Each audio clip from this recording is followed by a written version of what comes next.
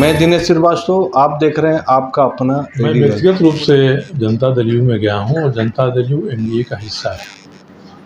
जो पार्टी जिसको कहते हैं हमारी पार्टी है, लोगों ने बनाया था, मैं तो उसका संरक्षक था, उन्होंने संरक्षक मुझे बनाया था। तो अपना संगठन अभी तक रखा, उन्होंने काम कर रहा है, सक्रिय है। और मेरे लिए तो जनता दल यू का संगठन भी काम करेगा और भारतीय जनतांत्रिक मोर्चा का संगठन भी काम करेगा। दोनों पार्टियां मिलकर तय करेंगी कि हमको विलीन होना है कि नहीं होना है। और होना है तो जो राजनीतिक दलों के विलय होने की प्रक्रिया है, उस प्रक्रिया के हिसाब से क्या क्या चीज़ें तय होंगी, निर्धारित होंगी, तो दोनों पार्टियों के अध्यक्ष बैठेंगे, बैठ के तय करेंगे तो विलय हो भी सकता है, तय करेंगे अलग रखना तो अलग भी रख सकते हैं। चुनाव किससे लड़िएगा? एनडीए से लड़िएगा कि आपकी पार्टी अपनी पार्टी से चुनाव लड़िएगा? मैंने कई बार कहा कि मेरी कोई पार्टी नहीं है, एक पार्टी लोगों ने बनाया, उसका मुझे संरक्षक बनाया, क्योंकि मैं अपनी पार्टी बना के भी चुनाव नियमों के अनुसार नहीं जा सकता हूँ, क्योंकि मेरी सदस्यता खत्म हो जाएगी किसी पार्टी में जाऊँगा। अब जनता दल यू में मैं स्वयं गया हूँ, पार्टी नहीं गई। पार्टी के लोग विचार करेंगे कि जनता दल यू के साथ जाना है और जनता दल यू भी विचार करेगा कि इनको अपने साथ लेना है, तो दोनों मिलकर चल सकते हैं। ये विचार इन दोनों पार्टी के नेताओं को करना है। मैं व्यक्तिगत रूप से जनता दल यू में गया हूँ, उसका हिस्सा हूँ और जनता दल यू एनडीए का हिस्सा है, इसलिए जो भी आगे चुनाव होगा उसमें मैं एनडीए उम्मीदवार के रूप में ही चुनाव लड़ूंगा। तो इस बार पूर्वी सिंहभूम का चुनाव 2024 पूर्वी सिंहभूम से अब लड़िएगा। तैयार है जनता, आपने कहा? जब तक चुनाव होकर कोई दूसरा विधायक नहीं हो जाता है तब तक तो मैं इस क्षेत्र का विधायक हूँ। एनडीए से कि अपने से?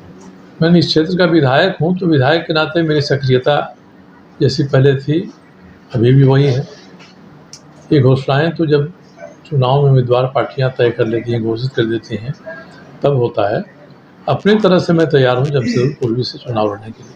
तो मैंने तो उसमें अपना वकील खड़ा किया है, सुप्रीम कोर्ट के सीनियर वकील हैं। 2 डेट पर बहस हुई है, अगली डेट पर भी सरकार को कहा गया कि नया एफिडेविट दीजिए, बहस होगी। फिर जो लोग इसको बचाने का झंडा उठाकर चलते थे वो तो कहीं एनजीटी में नहीं दिखाई पड़े। अगर कोई व्यक्ति जिम्मेदार है और पब्लिक के बीच में, जनता के बीच में किसी समस्या पर बात कर रहा है, तो उसको वही बात एनजीटी के सामने भी रखना चाहिए। ये लोग उसके लिए नहीं तैयार हैं। तो जो लोग केवल इसको मुद्दा बनाकर चलना चाहते हैं, अखबार की सुर्खियाँ बटोरना चाहते हैं, ये गतिविधि उनकी है, उनको मुबारक हो।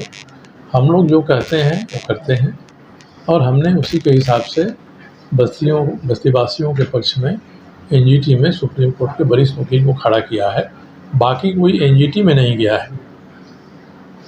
स्वास्थ्य मंत्री बन्ना गुप्ता जी के बारे में आपने प्रेस कॉन्फ्रेंस कर रहा है, फेसबुक में बोल रहे हैं, क्या कारण है कि वो आपके ऊपर एफआईआर पर एफआईआर कर रहे हैं?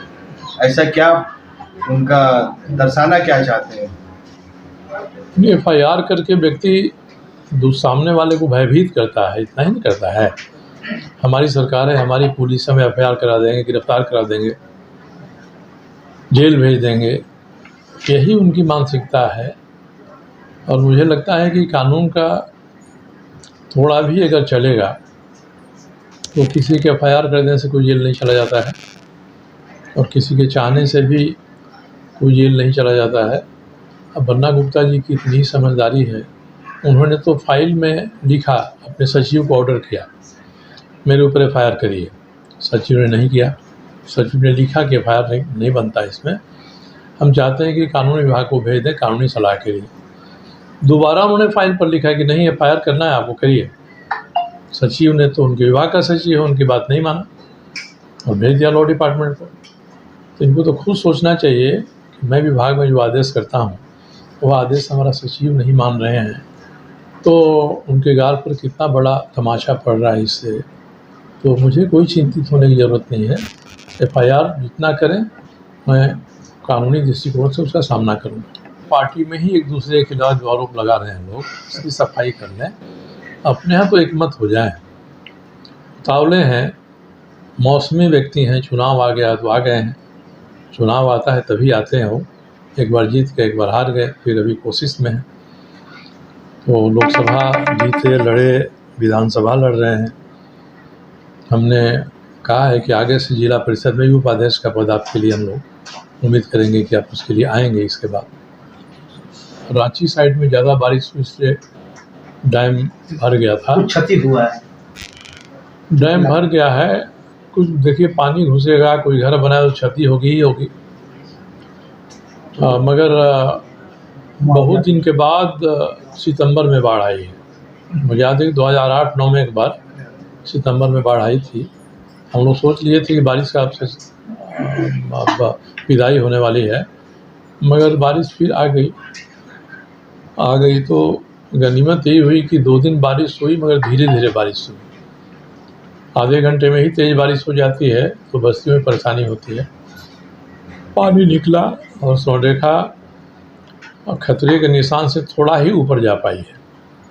अभी खरकई करीब 3-3.25 मीटर ऊपर चली गई है। खरकई के पानी का ही दबाव सोनरेखा के क्षेत्र में भी है। दोनों में ही आज से पानी घट रहा है। आज भी मैं गया था कई जगह जहाँ जाना था हमको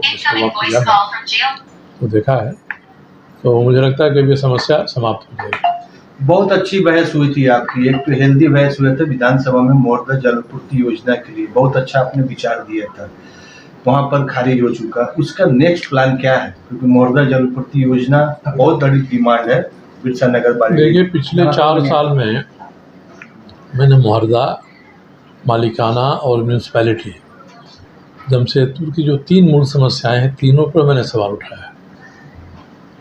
चांडिल डैम का पानी पीने के लिए सीधे जमशेदपुर के लोगों को मिले, जहां मोरदा का पानी जा रहा है वहाँ के लोगों के लिए मिले तो एक शुद्ध पेयजल देने की दिशा में एक बड़ा कदम होगा।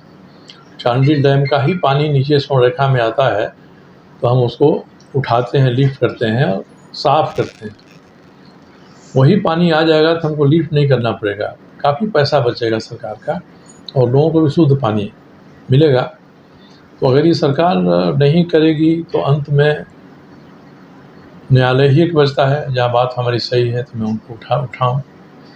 तो अभी तक मंत्री जी ने हमारी बात नहीं माना है, मगर मुझे लगता है कि ये आज नहीं कल ये होना है, क्योंकि केवल बिरसा नगर जमशेदपुर ही नहीं बल्कि परसूदी, खड़ंगा झाड़, जुगसलाई, इन सभी जगहों पर साफ पानी मिलेगा पीने के लिए और पर्याप्त पानी मिलेगा।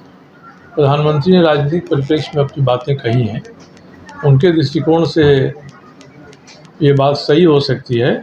मैंने इस पर कोई अपना मन नहीं बनाया है, न मैं इसके विरोध में हूँ न इसके समर्थन में हूँ। देश के सबसे बड़े पद पर, प्रभावशाली पद पर हैं, आते हैं तो उससे राज्य को भी, राज्य की जनता को भी उम्मीद रहती है कि हमारे लिए कुछ घोषणा करेंगे, देंगे। और प्रधानमंत्री का आना तो अपने आप जहाँ जाते हैं वहाँ के लिए सौभाग्य की बात होती है। झारखंड में भी आए जमशेदपुर में तो जमशेदपुर का सौभाग्य है, यहाँ से उन्होंने ट्रेनों की सौगात दी है।